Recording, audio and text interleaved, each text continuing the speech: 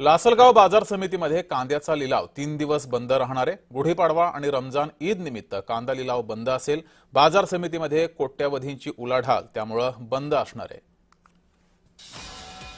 कांद्याचा लिलाव 3 दिवस बंद असेल। गुढीपाडवा आणि रमजान ईद निमित्त हा लिलाव बंद असेल।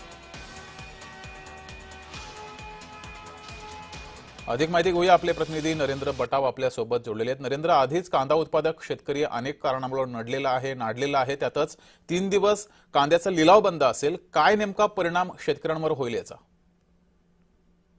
नक्कीच आपण बघितलं तर नाशिक जिल्ह्यातील लासलगाव कृषी उत्पन्न बाजार समिती ही आशिया खंडातील सर्वात मोठी बाजार समिती म्हणून ओळख आहे। मात्र आता सणांच्या पार्श्वभूमीवर ही बाजार समिती सलग 3 दिवस बंद असल्याने नक्कीच याचा फटका कांदा उत्पादक शेतकऱ्यांना देखील बसणार आहे। बाजार समिती बंद राहणार असल्याने नक्कीच कोट्यावधीची उलाढाल देखील यामुळे ठप्प होणार आहे।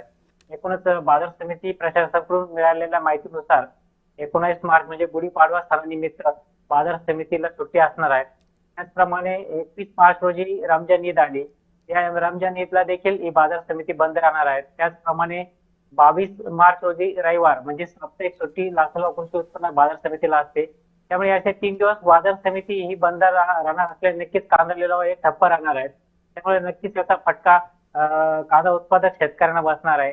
एकंदरीत बघितलं तर लासलगाव ही केवळ महाराष्ट्रातील नव्हे तर संपूर्ण आशिया खंडातील मोठी बाजारपेठ म्हणून ओळख आहे।